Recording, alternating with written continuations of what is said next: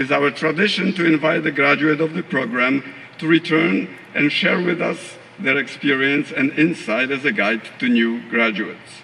This year, our speaker is Shelby Wills. Shelby is a senior producer at the Pipeworks Software, a video game development studio in Eugene, Oregon.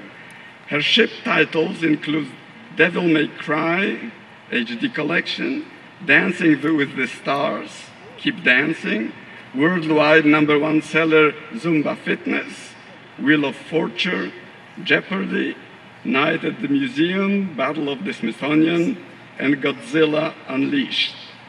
There's more. Rampage, Total Destruction, plus a number of undisclosed projects.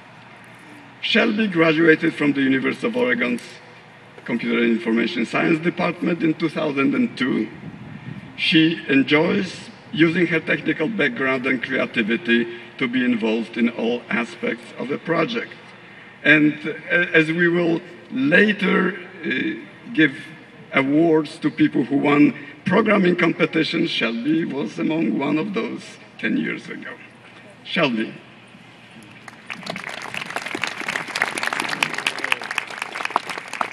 Thank you so much. Graduates, faculty, administration, friends, and family, I'm so honored to be here with you today, celebrating your graduation day from the University of Oregon. Go Ducks! Right now, the anticipation and fear of what lies ahead in your future is raging through your hearts. You're wondering what opportunities are waiting for you, what unknown roadblocks will be in your way, and where you're going to make your mark in the next 10 years. Well, I remember where I was 10 years ago, anxiously sitting right where you guys sit right now. I was a scared CIS graduate, entering the workforce right in the middle of the dot-com crash.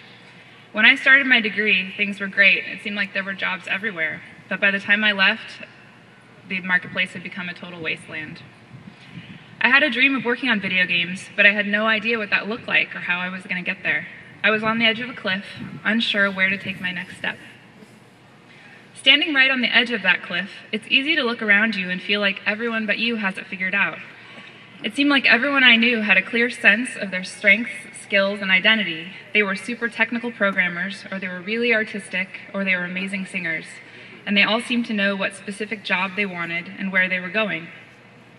I think there's a lot of pressure to know these things about yourself before you even have a chance to see what's out there in the world.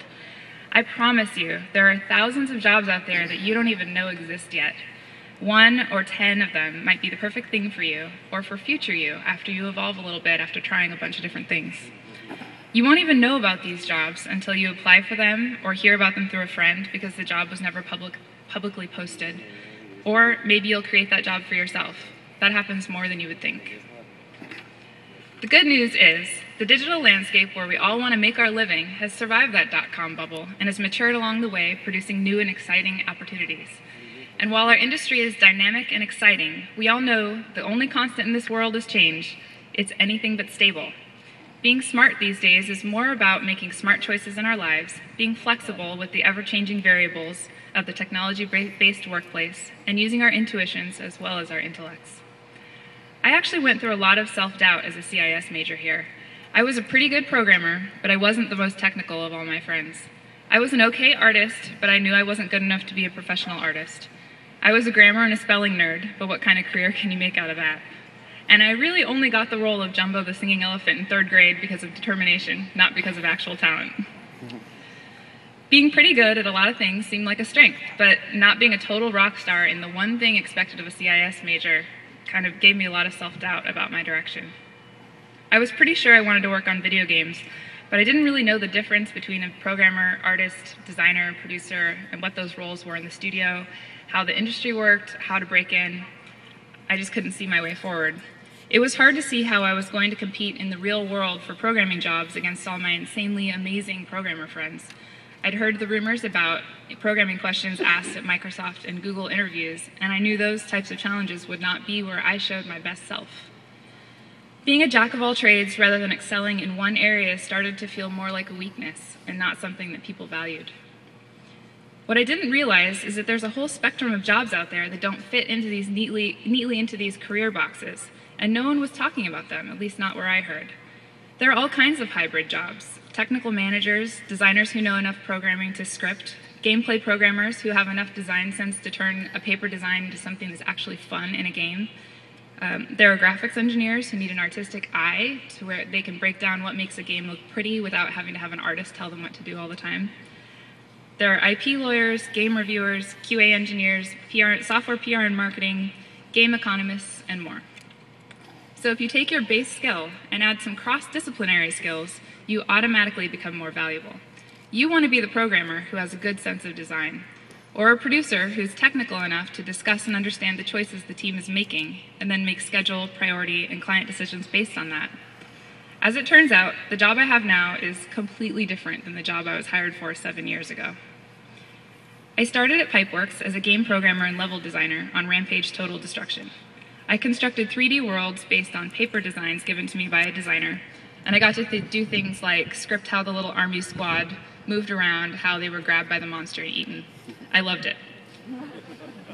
But one day, my manager kind of sneakily slipped me some scheduling work to do. It was pretty simple. I had to make sure that our small group of 4 people completed 1 city per week, from design to art to coding. Get it in game, make sure it works. I soon discovered that I naturally tended to organize the people around me and to facilitate communication. That's not something I knew about myself before giving it a try. It turned out to be one of my best skills, actually, something I didn't even know to value when I was in school. After that, I kept taking on any new responsibility that I could get myself into that would let me experience a different part of game development.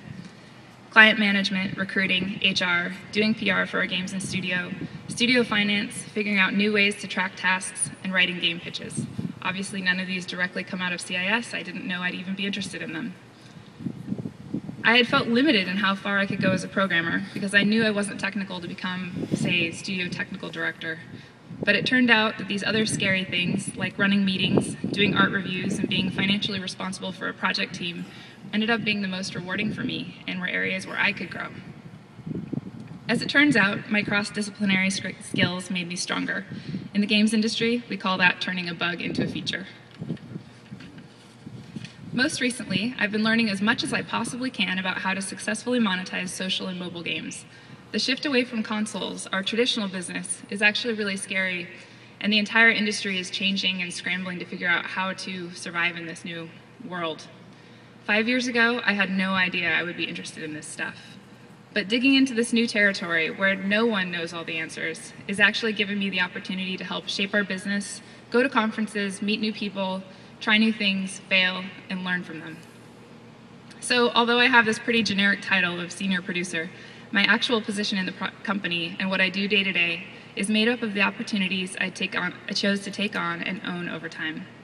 If you're always the person volunteering to take on new things and not being afraid to fail, and you see those things through, you will be given so many opportunities to grow and shape your career into something tailor-made for you. So don't be too hard on yourself if you don't have the answers right now.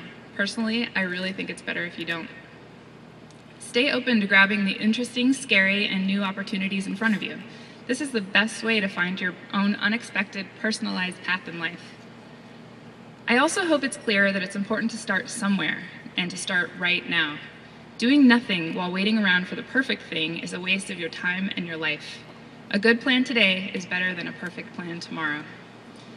You can find something valuable to move you forward in almost any opportunity if you want to. Whether it's getting comfortable talking to customers in a retail job, or learning the basics of being a good employee and team member. Honestly, no matter how talented someone is, I'd prefer not to hire anyone who hasn't had a crappy job at some point in their life. Someone who doesn't know the basics of showing up on time, reporting to a boss, or working in a team often has a much bigger learning curve than someone who's experienced those things before. So don't be afraid to take a position just because it's not your ideal job. Work as an unpaid game intern, or take a job as a QA engineer outside the field of software you're hoping to go into. Soak up everything you can from everyone on your team. Each new job is a chance to learn what you're good at and what you're not good at, which is just as important. I'm happy I made some of my sillier mistakes at jobs and companies that weren't part of my long-term plans. Jumping right in and starting somewhere applies to more than just getting your career going. It's something we deal with every day in actual development. Every project I've ever worked on has had some number of unknowns. For example, at Pipeworks, we've done quite a few launch titles for the Wii and other consoles. This means you're building a game for hardware that might not even exist until a month before your game ships. So on paper, this can seem like an impossible thing to do, but we keep getting them done. We make educated guesses about where the best place to start is and where it's better to fill in the hole, whether to wait to fill in the holes. In software, as in life, if you wait until you have all the answers and reduced all risk to zero before you act, you will never begin or finish anything. Diving headfirst into new territory can be really scary. You'll make mistakes, and sometimes they will have negative consequences on you and your team, and that can feel really painful. The key is owning and examining those mistakes and using them to figure out how you can do better the next time. If you learn something from these mistakes and can share that wisdom to your team in studio, then it was usually worth going down that road. And that road is changing all the time. For example, in the video games industry, the standard target machine we develop games for completely changes on average every 3 years. If you compared these constant standard hardware overhauls to the movie industry, it would be like requiring every movie studio and neighborhood theater to scrap all their equipment, purchase new cameras and projectors for every Twilight sequel.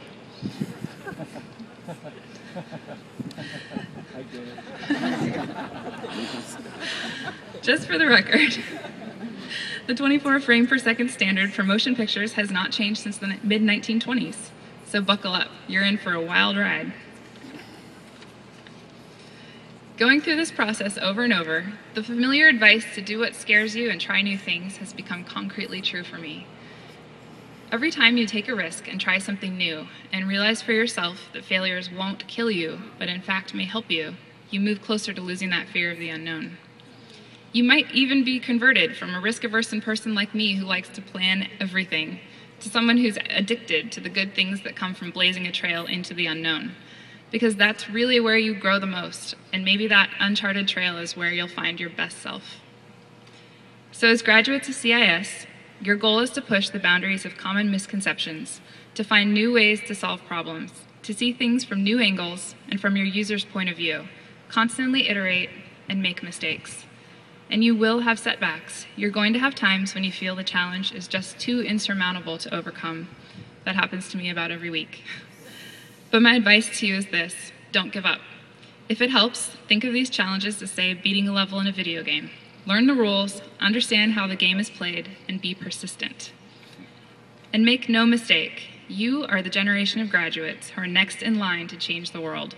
Our society relies more and more on the next technological breakthrough, the next faster processor, or the next software revolution that brings people together in more meaningful ways. That will come from you. This is your challenge for the next decade. One last thing I want to leave you with is an obvious truth, but can't be overstated. Be nice. Have genuine respect for the work that other people do. Artists and designers and engineers and producers and QA testers all do very different things, but we all contribute in meaningful ways to the ultimate success of our projects.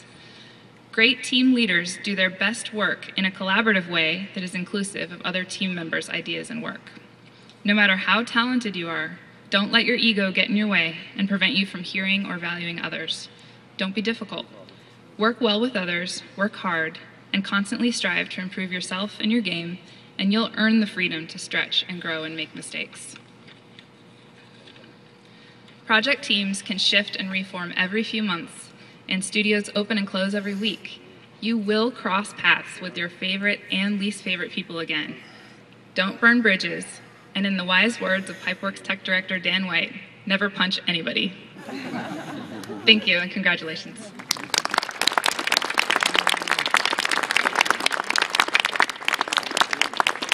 Thank you, Shelby. I hope everybody here took notes. And those who didn't should go out back to their families and tell your daughters and sisters and everybody you know that there are great people coming out of the Computer Information Science Department at the University of Oregon. The best reward for teachers is to having students who are better than they are. Thank you, Shelby, again.